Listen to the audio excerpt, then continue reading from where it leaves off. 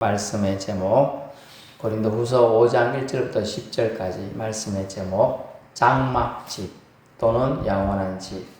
영어가 좀 더 편하죠. 영어 잉글리시가 텐트 오 하우스라는 뜻이 텐트 오 하우스. 텐트 알죠? 우리 비토 마을이 제가 올 때는 별로 그렇게 많지 않은데 제가 오고 한 2, 3년 지나니까 텐트가 아마 이 마을에 한 100여 곳이 지금 생겼어요. 텐트가. 임시거처 할 수 있는 그런 얼마나 많이 그게 이제 요즘 용어로 글램핑이라고 합니다. 글램핑. 텐트 같은 거 치놓고 사람 뭐 임시로 쉬다 가라 이렇게 만들어 놓은 건데요. 오늘 본문이 이 집에 대한 얘기입니다. 하우스. 우리가 가야 할 곳이 이 하우스예요. 하우스. 텐트 아니고요. 그것에 대한 얘기를 하고자 합니다. 현재 우리의 몸, 즉 땅에 속한 몸과 부활한 몸을 대조시키는 내용을 오늘 본문에 나오고 있는데, 저도 이제 서울에 제가 이제 신학하기 전에는 직장을 다니고 이럴 때 사모님 말로는 1년에 한 번 정도 이사한 꼴로 이사했다 하더라고요. 한 10여 차례 이사했다 하더라고요. 제일 처음에 이제 그때 당시만 해도 제가 처음 이제 서울에서 이제 결혼을 시작할 때 보니까 2층짜리 뭐 한 20평대 이렇게 구해도 한 3천만 원 하면 구했습니다.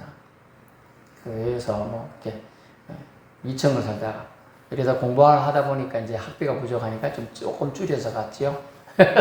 그러다가 이제 줄여가다가 보니 나중에 이제 반지하까지 갔어요. 이렇게 반지하 애들도 이제 좀 아토피가 생기는 거 있고 또 몸도 안 좋고 이래가지고 다시 또 이제 지상으로 올라오는데 이제 점점 집은 작아지죠. 한 15평 뭐 이렇게 그랬던 것 같아요. 그래서 집이 좀 넓으면 좋겠다. 20몇 평 돼야 되는데 뭐 이런 생각을 했었어요. 그랬는데 뭐 이렇게 뭐 이 땅에 성경 말씀을 쫙 묵상해 보니 이 땅의 거는 텐트에 지나지 않는다. 임시 거처에 지나지 않는다. 보면 홍수 나고 지금 막 이런데 지금 집이 없어가지고 오늘 보니까 500 몇 채 뭐 뉴스에 또 나오는 것 같은데 그럼 어디 가요 그거? 대부분 학교나 이런 데 피신 가지요. 네. 그럼 임시 텐트 하나 이 동그란 관계 던져놓고 그냥 그 살아 한단 말이죠. 그래도 그런 지붕이 막힌 데는 그렇게 주는데 그렇게 아닌 데는 바깥에 그냥 텐트 하나 있단 말이죠. 아주 자기 집을 평생 살던 집 잃어버리면 얼마나 서럽습니까? 그죠? 그것도 제대로 보상을 해주는 게 아니에요. 재난지역에 뭐 이런 거 선포되어야 한 7, 80% 해주고요. 그렇지 않은 경우는 안 해줍니다. 저 뒤에 계시는 사모님도 저도 결혼하고 나서도 2번인가 3번 우리 처갓집이 물에 잠겨 있었어요. 저 정도까지 물에 잠겨 있어요. 저까지. 그렇게 뭐 있어요? 없죠? 그 안에 있었으면 사람도 죽은 거예요. 뭐 놀래가지고 나오는데 뭐 이렇게 장롱이고 뭐 싹 다 꺼내가지고 다 다지 말리고. 그때 당시에 또 이렇게 수해에 나면요, 정부 차원에서 또 이웃들이 많이 와 도와줬어요. 하다못해 선풍기 다 씻고 가재도구 다 씻어가지고 말리고 뭐 그랬던 거예요. 그럼 나무라서 조금 지원해주고 하는. 요새 보니까 만약 집이 아무리 조립식 갖다 놔도 1,000만 원 넘게 하는데 그거보다 허름한 거 하나 갖다 주면서 한 7, 800일에 지원해 준다고 하는데 그거 갖고 택도 없죠. 집이 택도 없는 거. 그래가지고 망연자실하고 또 비닐하우스에 농사를 지은 사람들이 다 잠겨가지고 재생가 뭐 이렇게 재앙이라는 것이 아주 슬며시 옵니다. 근데 당하는 개인은 아주 심각하죠.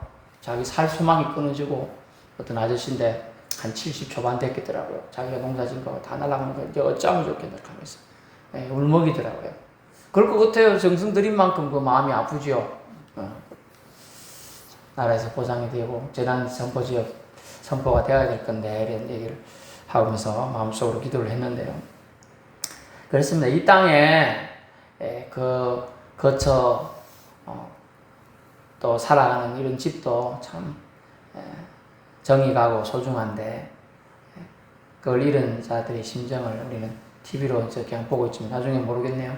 나중에 수재의연금이라고 거두면 마음이 가는 사람들 도와주고 우리 또 가끔씩 이제 총회장을 하니까 저희 교회도 매년 보냈습니다.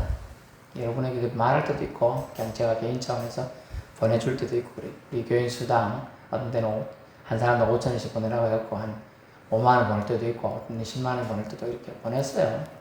그런데, 그런 이제, 그것을 보고, 아이고, 나는 안 당했으니 괜찮다. 이렇게 생각하지 말고, 나도 될 수 있구나. 그죠? 그런 생각을 하면 마음이 좀 위로가 되고, 내가 못 도와주더라도 뭐 한다고? 기도라도 해주는데요. 그러면, 그 충청도 지역에 뭐, 지금 하루 저녁에 몇백 명이 와가지고, 차만, 수천 대가 지금 침수되고, 집은 말할 것도 없고요.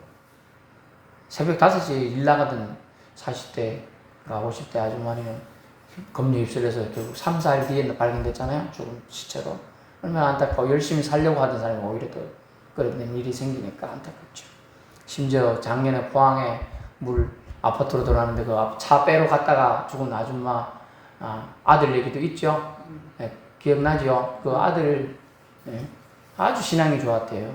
그래서 그 엄마가 그 아들 이런 것의 아픔을 극복해서 그걸 간증하러 다니더라고요. 전국에. 포항이 어느 교회 집사님인데 생태 같은 아들이지요. 엄마한테 그리 잘하고 보통은요 차 빼러 비오서 차 빼러 간다는 그런 말 해도 엄마가 나 테레비 봐야 돼. 나 게임해야 돼. 공부해야 돼 하고 안 가. 근데 엄마가 간다니까 엄마 위험할 수 있으니까 나 같이 가는 거예요. 근데 엄마는 그래도 이제 뭐 봉 같은 거 잡고 살았는데 그 17살짜리 애는 밀려가가지고 물결에 숨 못 쉬켜가지고 죽은 거예요. 얼마나 안타까운지. 네, 그런 사연들을 접할 때 우리 성도들은 눈을 지그시 감고 넘어갈 것이 아니라 지그시 감았으면 기도할 수 있길 바랍니다.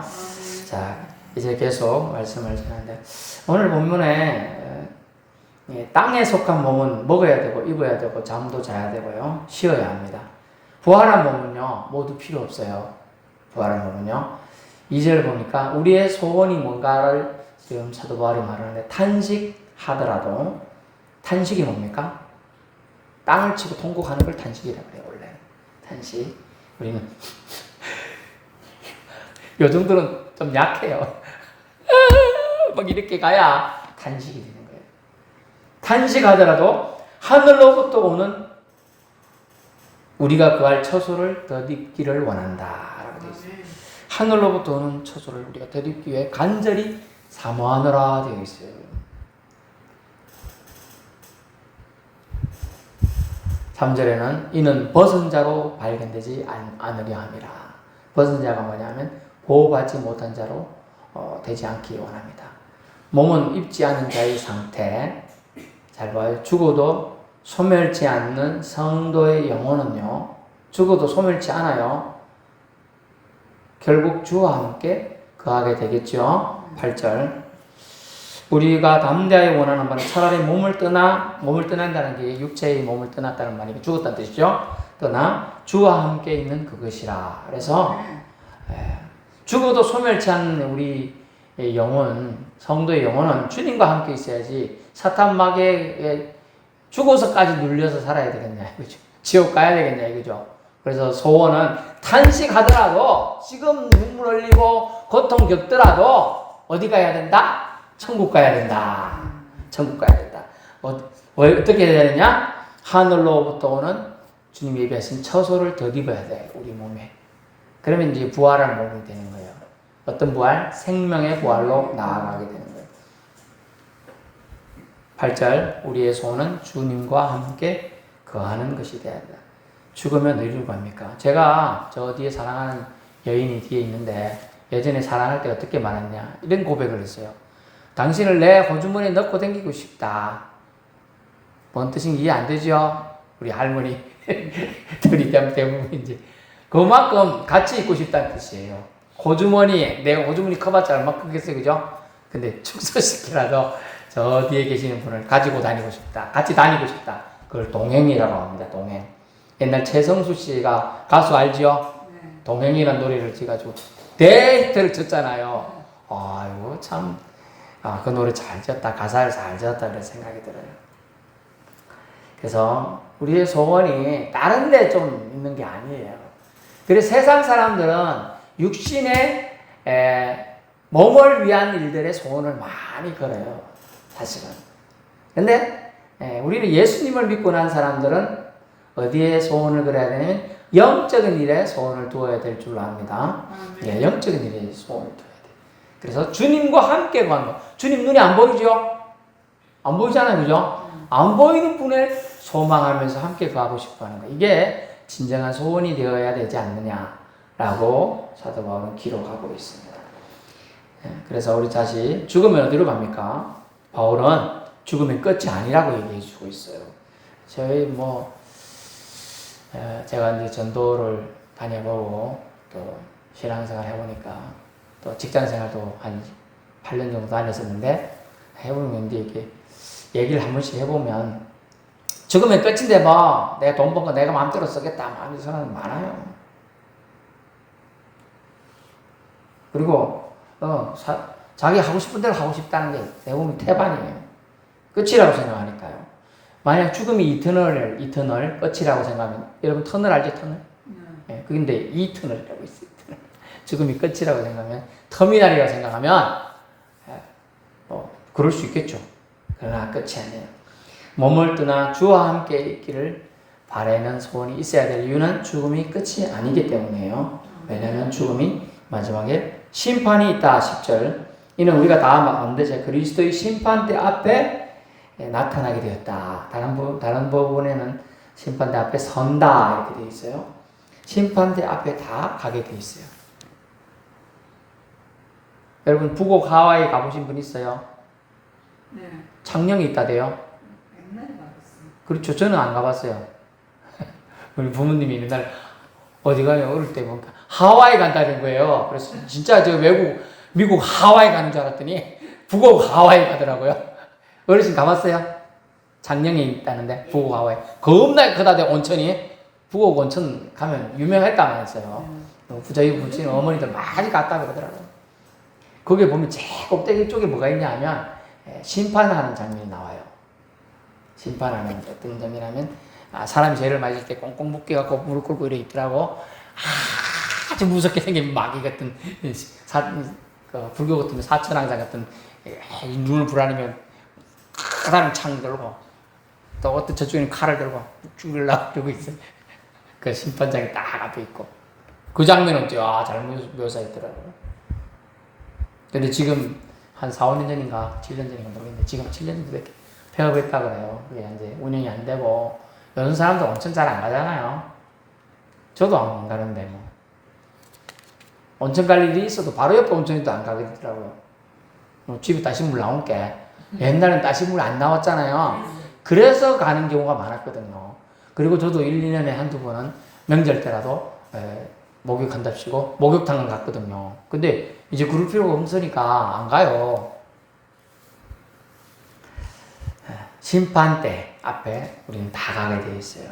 그래서 우리가 주목하며 살아야 될 것이 뭐냐? 그 내용을 지금 계속 믿음의 선진인 선조고 우리에게 복음을 전파하고 이방인에게 복음 즉 예수 그리스도가 하나님의 아들이십니다. 예수 그리스도 믿으시면 천국 갑니다. 예수 그리스도가 세상의 구원자로 아버지 하나님 보내신 자입니다. 이런 얘기를 사도 바울은 전했는데요. 그것 때문에 우리가 지금 이 얘기를 듣고 우리가 예수님 믿는 줄 압니다. 네, 그렇게 됐어요. 그러면서 그가 하고자 하는 것은 우리가 임시 거처인 텐트, 장막집이 아니라 이 장막을 떠나 영원한 거처인 저 하늘나라의 영원한 집으로 가게 된다는 거예요.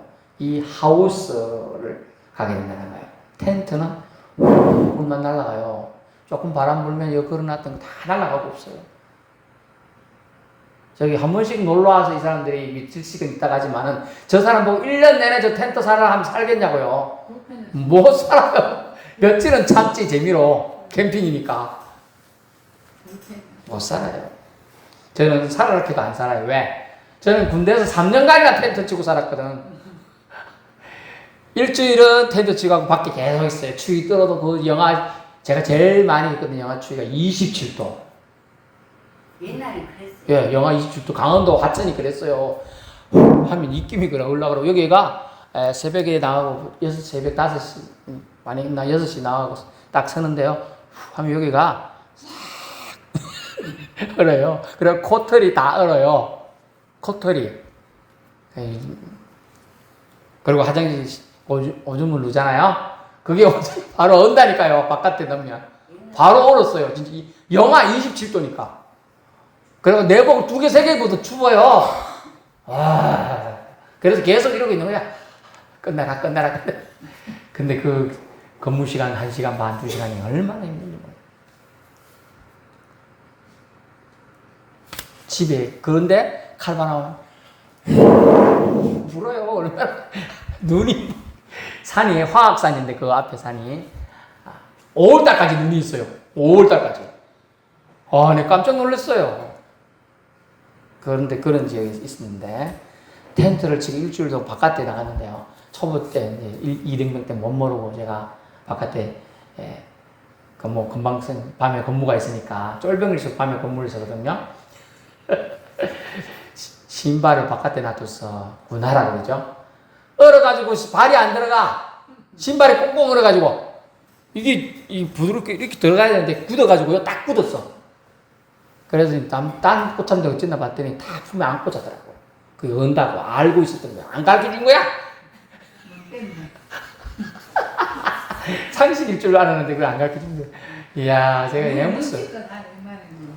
진짜 품에 이렇게 넣어갖고 있으면 좀 이따 녹더라고. 그래가지고 발 녹게 하셨더란 거예요. 텐트 지겨워요, 정말. 일주일 내내 텐트 생활하면요. 씻지도 못하죠. 먹는 건 대충이지고 엉망이 됩니다, 사람이. 그럼 빨래 끓이면 또 얼마나 많겠어요? 일주일 동안. 그러니까 이제 군대에서는 이제 겨울부터 참고 해가지고 몇 개 안 되죠. 여름은 말도 못 하겠죠. 땀내가 막 찌른데 감당이 안 됩니다. 텐트. 좋은 게 아니에요, 텐트 생활. 일시적이고 임시적인 것을 텐트라고 합니다. 장막이라고 해요.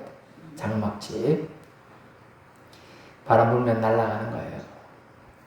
잠시 소요하는 지상에 있을 동안 잠시 머물 육체를 상징하기도 합니다. 잠시 머물 육체를 우리는 텐트라고 또 비유할 수 있어요. 잠시 머물 육체. 이것에 너무 우리는 사실 연연할 필요가 없습니다. 집, 하우스는요, 부활한 성도의 신령한 몸을 상징하게 돼요. 그래서 영원히 머물 거처는 신령한 몸이죠. 신령한 몸. 주님 우리를 위해 준비하신 천국을 하우스, 영원한 집이라고 우리는 알고 또 나아가야 한다는 것이죠.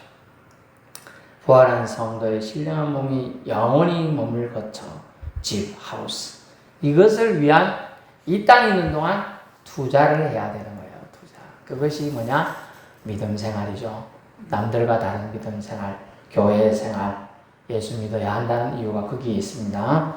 그래서 4절에 보니까 우리 인간은 육신의 몸으로 지상에 거하며 무거운 짐을 지고 있다라고 4절 되어 있어요. 우리가 그리스도로 말미암아 하나님 안에 이 같은 확신이 있으니 우리가 무슨 일이든지 우리에게서 난 것 같이 스스로 만족할 것이 아니다.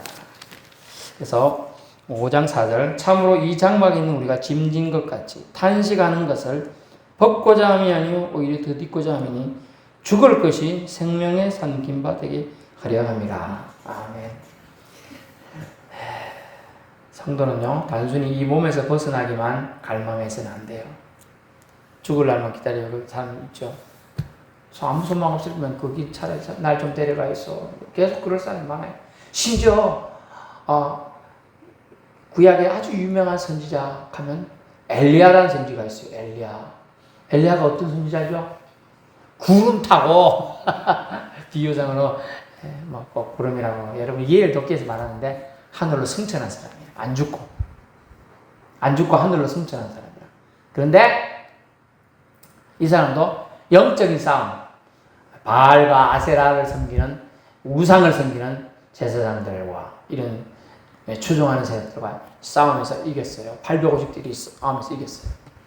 그래서 하나님만이 여호와이십니다. 여호와만이 참신입니다. 이걸 증명을 해냈어요. 그 싸움에서. 엘리야가 갈멜산에서 그 싸움, 성전에서 이긴 거예요. 그러고 나서, 그런데 그가 어떤 그 나라의 아왕의 와이프, 아내죠. 왕비예요, 왕비. 이세벨이라는 여인이 한다는 소리가, 내가 저 엘리야 이놈을 때려 죽이겠다, 잡아갖고. 이러니까 왕비와 이제 왕비 주동생들이 따라오니까 도망을 갔어요. 도망가는데, 도망가 지치죠? 맨날 몇십일 도망갔는데, 먹을 것도 없고, 입을 것도 없고. 아, 도저히 안 되겠다. 어떤 나무를 죽치고 있는데, 어디 가갖고 물 나오는 시냇가에서 물은 먹었어요. 그리 시냇가. 먹을 거 없어요. 그러니까 하나님 또 까마귀 통해서 먹이를 혹 때마다 와서 톡 들어가서 먹고 해줘요. 이것도 그래서 또 쫓아내가 또 도망가요. 또 이제 안 된 게 뭐라고 했냐, 엘리야가. 하나님 차라리 날 죽여주겠어. 나 도저히 저런 공포, 누가 와 나 죽일까에 대한, 잡아갈까에 대한, 고문할까에 대한 두려움이 있으니 차라리 날 죽여주십시오. 이랬어요. 엘리야라는 위대한 선지자도 그랬어요. 여러분도 그럴 수가 있어요. 같이 신앙생활하는 사람도 믿음이 침체기가 올 수 있어요. 그때 우리는 말씀을 부여잡아야 되는 거예요. 엘리야라는 선지자도 그랬으니 나도 그럴 수 있어. 하지만 그가 나중에 어떻게 했냐? 하나님의 은혜를 받고 믿음을 지켰더니 하나님은 그를 죽음을 보지 않고 하늘로 그를 그냥 데려가게 하셨다. 우리로 믿음을 지키고 그래서 끝까지 있냐면 하나님이 우리를 천국으로 인도하실 것이다. 아멘. 천국으로 인도할 것에 대한 소망을 가질 수 있는 것입니다. 탄식하면서 우리가 이 땅에 사는 동안 힘들고 고난이 하고 울지 않고 웃으면서 계속 있으면 좋겠지만 탄식할 거리가 전혀 안 생길 수가 없죠.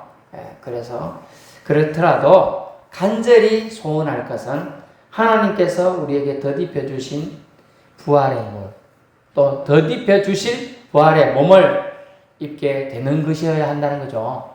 반드시 그것이 되어야 한다는 거예요. 왜냐하면 지옥 갈 인생들이 겪을 고통을 우리는 모르기 때문이에요. 단지 성경에서 미루어 볼 수 있게 했던 지옥 갈 사람이 겪는 고통에 대한 아주 맛배기만 기록한 부분이 나오죠. 부자와 거지 나사로 비유해서 나옵니다. 거기서 부자는 생살 동안 부자로서 떵떵거리며 종을 수십 명 부리가면서 매일 잔치하면서 살았어요. 풍악도 울려가면서 살았어요. 근데 거지는 그 집에서 어떤 사람이 떡 같은 거 받아가면서 떡 흘린 떡고물 주먹고 개들이 먹다가 남은 것 주먹고 이렇게 살았어요. 불쌍하게 살았죠. 근데 부자도 죽었고 나사로 죽었는데 거짓 나사로는 아브라함 부모님 천국에 갔고 부자는 지옥에 갔다. 그죠? 근데 그러면서 뭐라고 하냐? 여기는 너무 고통스럽고 너무 힘드니까 내 후손들이 지옥 안 오도록 좀 말 좀 해주이소. 그랬대요. 그거는 그 현세에 사는 사람들 속에서 전도자를 통해서 들어야 한다 그랬어요. 그리고 내가 너무 지금 목이 마르니 아브라함이요 나사로를 통하여 그 위에 있는 물 한 방울만 톡 떨어뜨려 주면 좋겠습니다. 그런데 어떻게 해요? 이쪽에서 저쪽으로 건너갈 수 없다 그랬어요. 천국에서 지옥으로 건너갈 수도 없고 건너올 수도 없게끔 경계가 분명히 보이긴 해요. 천국에서 지옥 사람들이 고통받는 게 보이긴 해요. 그러나 도와줄 수는 없는 거예요. 이미 심판대 앞에서 갈라지고 나서는 안 돼요. 그래서 이 땅에 있는 동안 지옥 가지 않도록, 그죠? 하나님의 긍휼을 반드시 입어야 한다는 걸 말씀해 줍니다. 그것을 뭐라고 했느냐? 덧입음이라. 죽을 것이 생명에 삼킨 바 되도록 덧입고자 함이라. 옷을 덧입어야 한다는 거예요. 우리의 부활은요, 생명의 부활이어야 합니다. 그래서 그러기에 생명의 주인이 되시는 예수님이 생명의 주인이 주시는 생명의 부활의 덧입음을 원하고 반드시 받아야 한다는 것. 이것은 오늘 여러분이 반드시 알고 가고 기억해야 돼요. 생명의 주인 누구죠? 예수님, 또 하나님. 예수님도 하나님이에요. 성자 하나님. 주시는 생명의 부활을 반드시 덧입어야 돼요. 죽음의 부활은 부활하지 않는 것보다 못해. 그러나 다 부활하죠. 모든 영혼 다 부활하게 되어 있어요. 근데 생명으로 부활하냐, 죽음의 사망에 부활하느냐 이 차이가 있습니다. 5절 생명의 부활을 맞이할 것을 안에 역사하신 성령님의 활동으로 알 수 있다는 거예요. 이건 성령님의 감화 감동이 이루어진 일이다. 우리가 어떤 일을 알 수 있죠? 그런 것처럼 성령님의 활동으로 보정해 준다. 5절 성령을 우리에게 주신 이는 하나님이시니라. 아멘. 우리에게 이루게 하시고 보정하시고 한다는 거예요. 성령으로. 우리의 나약한 육체처럼 나약한 심령을 담대케 하고 더욱 하나님을 의지하게 하고자 하나님께서 성령도 우리에게 주셨다는 것을 말씀합니다. 할렐루야. 하나님께 감사할 수 있기 바랍니다. 7절 그러므로 성도의 본질적인 삶은 보는 것 보세요. 보는 것으로 행하지 아니함이라. 보는 것을 행함이 아니에요. 믿음으로 행하는 것이다 라고 되어 있습니다. 기억하세요. 성도의 본질적인 삶은 믿음으로 행하는 것이야지 보는 대로 행하는 게 아니라는 거예요. 이는 그리스도가 눈에 보이는 세계에 존재하는 것이 아니라 믿음의 세계 가운데 존재하시기 때문입니다. 그래서 8절 주와 함께 있는 믿음의 삶을 추구해야 합니다. 다시 말하면 현상적인 삶은 눈에 보이는 삶을 말해요. 지금 제가 여러분을 보고 있어요. 또 제가 이걸 볼펜을 만질 수 있어요. 이 보이는 삶. 이게 현상적인 삶인데 이 삶 더하기 또 보이지 않는 것. 자, 보이지 않는 것 잘 보세요. 지금 안 보이죠? 지금 이런데 지금 보고 있어요?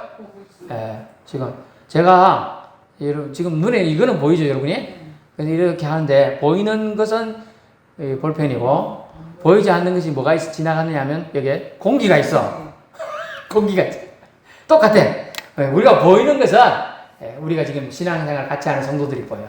근데 보이지 않는 것은 지금 이렇게 주님이 함께 하고 계시다는 거예요. 아멘. 보이지 않지만 주님이 분명히 약속하셨어요. 주님은 말씀하신 바를 시건치 않아요. 저 거짓말하지 않아요. 뭐라고 약속했냐? 두세 사람이 내 이름으로 모인 곳에 나도 그들 중에 함께 있다. 지금 두세 사람 넘잖아요? 함께 여기 계신 거예요. 아멘. 또 두 사람 이상이 합심이 하나님이 기도 들어주세요 하면 내가 들어주리라 그랬어요. 그래서 최소 중보기도는 2명 이상이 합심해서 기도하면 물론 그 긴급할 경우는 혼자 해도 들어줍니다. 들어주시는데 합심해서 기도해야 될 이유가 거기 있는 거예요. 그죠? 혼자 하는 기도 있고 또 2명 이상 하는 기도가 있는 거예요.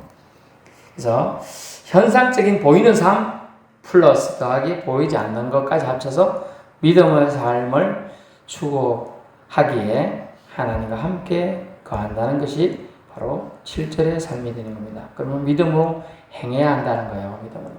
8, 9절 주와 함께 있는 삶을 추구해야 하기에 주를 기쁘시게 하는 자 되기를 힘써야 합니다. 그리스도인은 영생으로 초대된 자입니다. 따라해보세요. 저와 여러분은 영생으로 초대된 자입니다. 저기 이터널 라이프, 영원한 삶으로 초대됐다. 그래서 몸으로 있을 때라고 표현된 지상에서의 삶, 그리고 떠나 있든지 이건 생명의 부활의 존재로 말하는데요. 그리고 몸으로 있을 때의 지상의 삶과 떠나 있을 때 저 생명의 부활의 존재로서 모두 주님께 감사와 기쁨을 드려야 될 존재임을 이 8, 9절에 아주 축약해서 표현해 주고 있습니다. 마지막 10절 그리스도를 믿는 구원을 얻은 자라 할지라도 각각 그리스도의 심판 앞에 서야 예수 믿고 구원받았는데 주님이 말씀하셨잖아요. 너네 집이 구원을 받으리라. 주 예수를 믿어라. 이렇게 해주놓고 왜 또 심판대에 가요? 저는 심판 자체에서 빼주세요. 그렇지 않아요. 그를 처음에 빼주려고 했더니 인간의 마음이 사악해졌다 그랬죠. 오늘날 물에 빠졌는데 주님 저분 주시면 제 재산 반쯤 내놓을게요 그랬다. 그런데 어쨌다고요? 갑자기 건져주니까 에이 주님 농담인데 너무 심하네 이러거든. 마음을 바꾼다는 거예요. 예수 믿으면 구원을 받으리라. 그랬더니 난 이제 구원 받았으니까 내 마음대로 해야 돼 이러다는 거예요. 사람들이. 거기에서 이단이 나왔어요. 그 이단이에요. 구원파가 나오고. 그리고 나는 그 위에 무슨 죄를 지어도 살인해도 하나님 날 용서해줘. 남 먹고 훔쳐도 돼. 남 때려 패도 돼. 막 이런 얘기를 하는 거야. 그게 구원파에 엄청난 거죠. 그래서 그렇잖아. 세월호 사건으로 애들 수백 명이 죽었는데 걔들은 아무 그게 반성하는 그게 없어요. 나는 구원받는데 뭐 신경 써. 내 장모 아니다 이런다니까. 그랬다니까. 그 선장하고 그 놈들이. 그러고 책임 안 지고 그 교주는 도망갔죠. 말로는 시체로 발견됐다는데 뭐 알 수는 없어요. 그게 그랬는지 아닌지는. 그때 당시에 구원파 안에 구원파에 소속된 국회의원들이 제법 많았어요. 제 친척 사촌 동생인데 그 구원파에 관련돼 있었어요. 그 서울에서는요 세모라는 게 있어요. 세모. 유람선. 서울 한강에 떠다니는 게 있어요. 그거 하고 그런 애들이 다 그 구원파 애들이요. 뭐라고 무슨 스ኳ렌가 뭐 이런 게 생각하는 애들 다 그런 애들이었어요. 자기 돈을 위해서 평형수나 물, 배 이런 거 다 신경 써야 하는데 생명보다는 돈을 더 가치로 생기기 때문에 그런 일을 한 거예요. 그게 도덕적 얼마나 악한 짓입니까? 나는 구원받았으니까 저 사람 지옥 가도 되고 저 사람 죽어도 된다고 생각하는 마인드가 말이 됩니까? 말이 안 되죠. 말이 안 되는 겁니다. 그래서 구원 얻은 자라 할지라도 그리스도의 심판대 앞에 다 가게 될 것이다. 그러면 어떻게 해야 되죠? 구원받았다고 해도 조심하겠죠? 예, 조심한다는 거예요. 그래서 선악간에 분명히 잘 보세요. 심판대 앞에 나타나게 돼요. 10절 보세요. 성경 보세요. 각각 아이고 퉁쳐서 우리 엄마가 신앙이 좋으니까 나는 면제시켜 주세요. 내 아들이 목사인데 나 빼주세요. 지금 그런 사람도 있어요. 댕기고 전도해 보니까 그거 안 돼. 내 동생이 장로인데 뭐 이래 말해. 아니에요. 뭐라고 했냐? 각각 선악간에 선한 일을 했던 거 악한 일을 한 것 간에 그 몸으로 행한 것을 따라 받으려 함이라. 아멘. 예, 다 심판받는다는 거예요. 몸의 행실을 따라서 심판을 받게 될 것이다. 구원을 받긴 받는데 어떨 때는 부끄러운 구원 받을 수 있고 구원 받는 것도 좀 여러분이 어떻게 생각할지 모르지만 취소될 수도 있다는 뜻이 들어있어요. 여기에. 그러므로 구원받았다 해서 아무렇게나 행동해도 되는 것은 결코 안 될 것입니다. 절대 안 됩니다. 구원받았다? 맞습니다. 그 다음, 그러지만 늘 누누이 제가 말씀드린 뭡니까? 주 예수를 믿으라. 그리하면 너와 네 집이 구원을 받으리라 했지만, 그것은 구원의 시작을 말하는 거라는 거예요, 시작. 구원의 과정 중에 시작이라는 거예요. 구원으로 초대됐어. 구원 열차를 탔어. 타고 가는 중에 기분 나쁘다고 지나가는 사람 쳐다보고 여기 갖고 돌 던져고 맞춰. 자기 먹었던 빵 부스러기 던져버려 밖으로. 그 지나가는 사람 기분 나쁘겠죠? 또 어떤 사람 차 멋진 차 타고 가다가 담배 꾸였다. 던졌네? 지나고 열심히 밭에서 수소하고 한 거 싣고 가는 거 떨어져가지고 불 다 타버렸네? 그럼 책임 안 지면 돼요? 안 돼요? 책임져야 되는 거거든. 그래서 책임에 대한 얘기를 하는 거예요, 지금. 구원은 받았어. 예수님의 은혜로 믿었으니까. 그런데 그 믿음이 왜 시작이라고 하나요? 가짜의 믿음이 있어, 가짜가. 믿었다고 말을 하는데 가짜야. 그냥 와서 행시만. 이렇게 하는 사람들이 수두룩하다는 거지. 그래서 과정이라고 얘기해주고 있어요. 구원의 과정. 구원의 과정, 구원의 시작은 되었으나 그것을 완성하는 것은 주님의 심판대 앞에 봐야 알아요. 이거 가짜로 했는지 6년, 7년 동안 같이 교회 생활 했더라도 가짜로 할 수 있거든. 이단들, 특히 신천지에 있는 사람들은 10년이나 모르고 사실 봉사 다 하다가 마지막에 무슨 투표할 때 사람들 모아가지고 제 목사 좀 이제 뭐 이러면서 쫓아내고 말이야. 목사님 우리 살짝 저 목사님 고생했으니까 우리 저쪽에 세계 여행 한번 보내주리지 뭐 크루즈 여행 한 2달 갔다 오라 하자. 목사님 아이고 우리 교인들이 착해졌네 이러면 좋다고 갔는데 갔다 왔더니 당신 필요 없어. 딴 목사님 싹 모집놓고 있다는 거지. 그래가지고 교회 이름을 신천지 땡땡교회로 만들었다는 거예요. 그렇게 만든 교회가 참 많아요. 전국에. 그만 그래서 우리 주님은 그리스도의 심판대라고 해서 이 사도 바울을 통하여 사도 바울의 영을 가마 감동에서 좀 써놨어요. 반드시 그리스도의 심판대 앞에 나타나게 되어 있다. 우리가 각각 선악간에 그 몸으로 행한 것을 따라서 판단받게 되어 있다는 거예요. 여러분, 예수 믿었다고 결코 교만해서는 안 됩니다. 왜? 우리도 심판대 앞에 설 거니까요. 저도 속어요. 권사님들도 속어요. 집사님도 속어요. 일반 성도도 속고 다 속게 돼 있어요. 그때 주님은 우리를 선악간에 판단하신다는 거예요. 기억하시고 겸손하게 살아야 될 줄 압니다. 우리 육체는 썩어집니다. 임시거처예요. 지금 임시거처. 지금 우리 눈에 보이는 제가 때릴 때 소리 나는 요 모모한 임시거처라고요. 텐트. 응?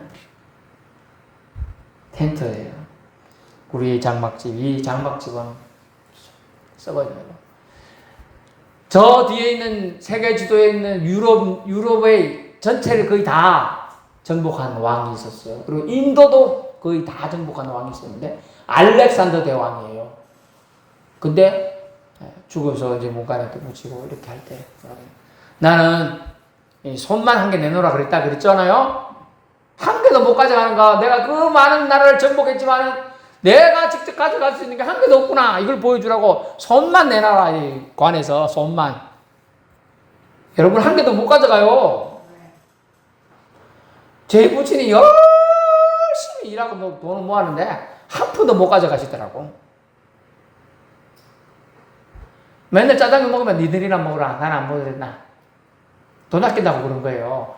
아이고 오랜만에 같이 가서 짜장면집 가서 먹읍시다. 니들만 갔다 와라. 난 안 갈란다. 맨날 그랬어요. 한 번도 좋은 거 못 먹고, 뭐 좋은 옷 못 입고, 맨날 똑같은 옷 입고, 우리가 뭐 입다가, 이거 못 입겠다고 집에 놔뒀잖아요? 그걸 나중에 입고 계셔. 그렇게 모았는데 자기는 한 푼도 못 쓰고 왔어요.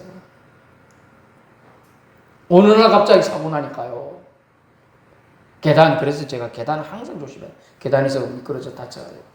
그날로 하루 만에 돌아가시는데, 예, 사람의 생명은 물론 이제 하나님이 다 주관합니다. 하지만 그걸 언제인지 우리 모르죠. 내일 죽을 줄 알면 오늘 준비 다 해놓고 하죠. 그러니까 모르니까 임시거처인 장막, 텐트, 이 육체에 너무 그걸 할 거 없고 영원한 집, 부활할 몸에 우리는 투자를 해야 돼요. 그래서 부활할 몸이 뭡니까? 예수님을 통하여서만 우리가 부활해서 그리스도의 심판대 앞에 갔을 때 당당히 주님 저 왔습니다 할 수 있는 거예요. 그럼 주님이 잘했다 아들아 딸아 안아주실 줄 믿습니다. 그러므로 장막집이 아니라 영원한 집에 우리는 우리의 눈과 마음과 뜻을 모아서 조금씩 신앙이 성숙해가며 믿음으로 행할 수 있는 그런 믿음의 권속되기를 축원합니다. 기도하겠습니다.